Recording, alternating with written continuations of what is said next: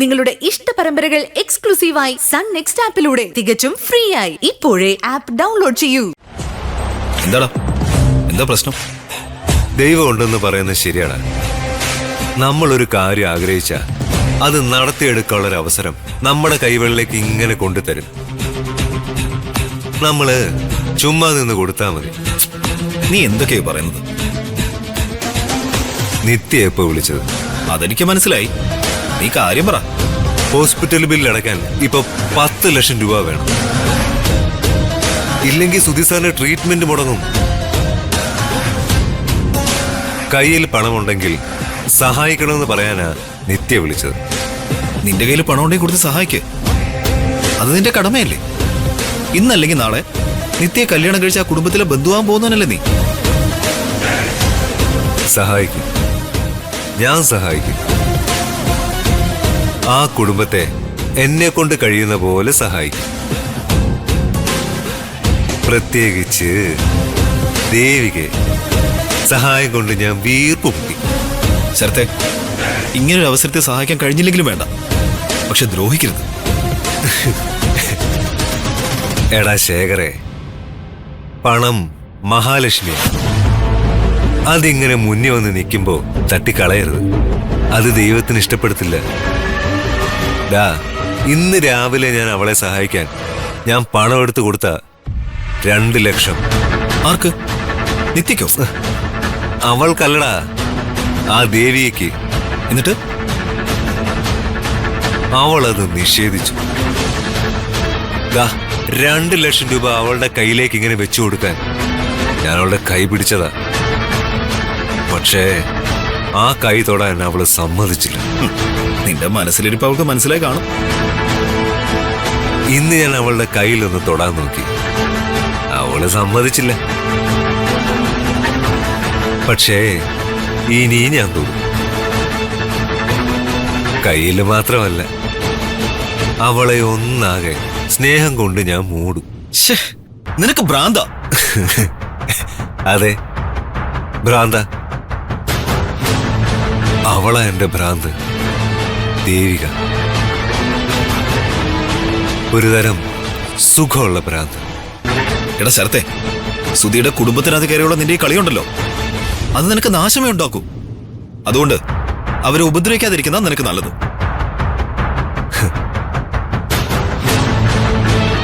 അവളെ സഹായിക്കാൻ കിട്ടുന്ന ഒരവസരവും ഞാൻ പാഴാക്കില്ല.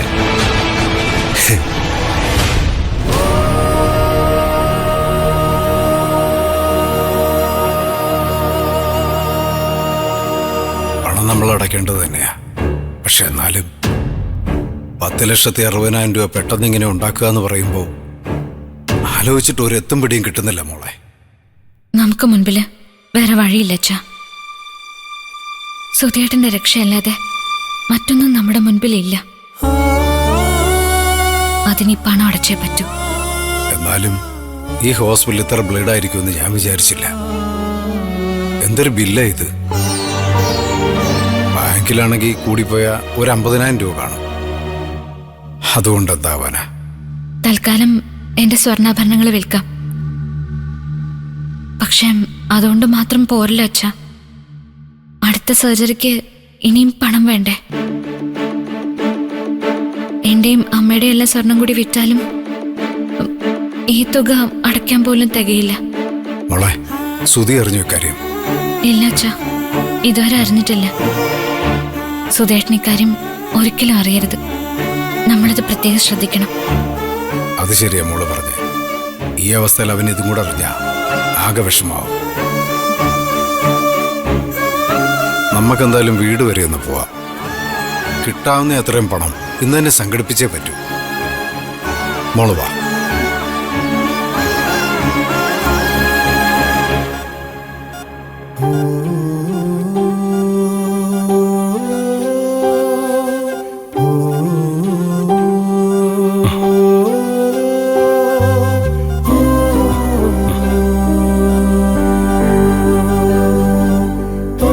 എന്താ, എന്തെങ്കിലും വേണോ? അതോ പെയിൻ എന്തെങ്കിലും ഉണ്ടോ? പിന്നെ എന്തിനാ വിളിച്ചത്? ആരെങ്കിലും കാണണോ? ദേവികയെ കാണണം. ഒരു മിനിറ്റ്, ഞാൻ ഇപ്പൊ വിളിക്കാമേ.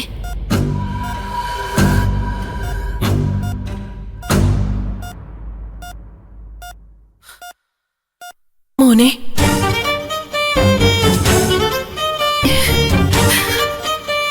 അമ്മ, ദേവു അവിടെ? അച്ഛനും ദേവികയും കൂടി വീട് വരെ ഒന്ന് പോയി. ഇപ്പൊ വരും. എന്താ മോനെ, വേദനയുണ്ടോ?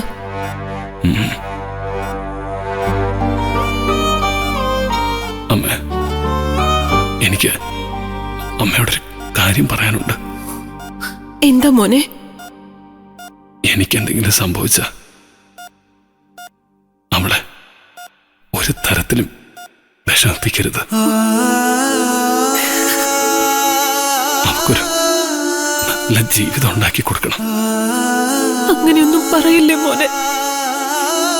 മോനൊരു കുഴപ്പവും വരില്ല. അതെ, ഇന്നത്തെ കുറച്ച് ബില്ലുകൾ കൂടിയുണ്ട്, അതും കൂടി അടച്ചേക്കണേ. അടയ്ക്കുക സിസ്റ്റർ. ശരി.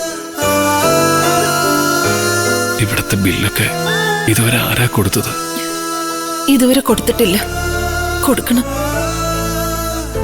പണം എവിടെ നിന്ന് കിട്ടി? കിട്ടിയിട്ടില്ല, കിട്ടും. അച്ഛനും ദേവികയും കൂടി അതിനുവേണ്ടി പോയിരിക്കുക. മോൻ അതേക്കുറിച്ചൊന്നും ആലോചിച്ച് വിഷമിക്കണ്ട. പണം നമുക്ക് എങ്ങനെയെങ്കിലും അടയ്ക്കാം.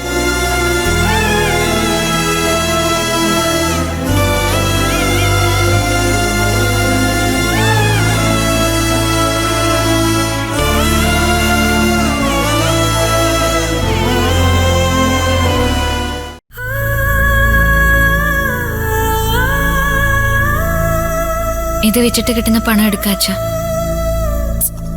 എന്നാലും തികയില്ലല്ലോ മോളെ. നമ്മൾ ബാക്കിക്ക് എന്ത് ചെയ്യും? എന്തെങ്കിലും വഴി ഉണ്ടാക്കാം. അച്ഛൻ ആദ്യം ഇത് കൊണ്ടുപോയി വിൽക്ക്. എന്റെ കയ്യിലുള്ള ആഭരണങ്ങൾ കൂടി വിൽക്കാം. പാർവതി, ഇതും കൊണ്ടും പോരാ. അമ്മേ, അമ്മയുടെ കഴുത്തിൽ കിടക്കുന്ന മാല ഇങ്ങോട്ടുതാ. തൽക്കാലം ആവശ്യം നടക്കട്ടെ. എന്റെ കയ്യിലാകെ പട ഇതേ ഉള്ളൂ. ചാകുമ്പോഴല്ലാതെ ഞാനിത് കഴുത്തെ നൂരത്തില്ല. നീ വേറെ എന്തെങ്കിലും വഴി നോക്ക്.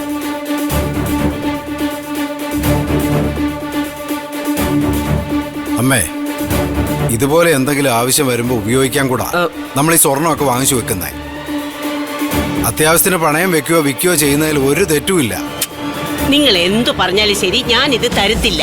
വേണ്ട അച്ഛ, മുത്തശ്ശിയുടെ കഴുത്തിലെ മാല എടുക്കണ്ട. സുധിയുടെ ജീവനേക്കാൾ വലുതാണോ അമ്മയ്ക്ക് ഈ സ്വർണ്ണാഭരണങ്ങള്? വലുതൊന്നുമല്ല, പക്ഷേ എനിക്ക് ആകെ ഇതേ ഉള്ളൂ. അച്ഛൻ എന്തിനാ മുത്തശ്ശി നിർബന്ധിക്കുന്നേ? എന്റെ കഴുത്തിൽ കിടക്കുന്ന മാല വേണമെങ്കിൽ ഞാൻ തരാം. അതൊന്നും ഇപ്പൊ എടുക്കണ്ട. എന്ന് പറഞ്ഞ എങ്ങനെയാ മോളെ? 10-15 ലക്ഷം രൂപ വേണ്ടേ? എന്തെങ്കിലും കടുങ്കൈ തന്നെ ചെയ്തേ പറ്റൂ.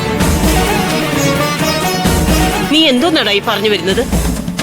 ഞാൻ ഈ വീടങ്ങ് വിറ്റാലൊന്നും ആലോചിക്കുന്നേ. അയ്യോ, എന്ത് വിറ്റാലും വേണ്ടില്ല. എനിക്ക് എന്റെ മോന് ജീവനോട് വേണം. മനോഹരേട്ടാ, എത്രയും പെട്ടെന്ന് വീട് വിൽക്കാനുള്ള ആളെ കണ്ടുപിടിക്കണം. ഈ വീട് വിൽക്കാനോ? അതെങ്ങനെ ശരിയാവും? ഇതേ എനിക്കും കൂടി അവകാശപ്പെട്ട ഒരേ ഒരു സ്വത്താ ഈ വീട്. വയസ്സുകാലത്ത് കേറിക്കിടക്കാൻ എനിക്ക് ഇത് മാത്രമേ ഉള്ളൂ.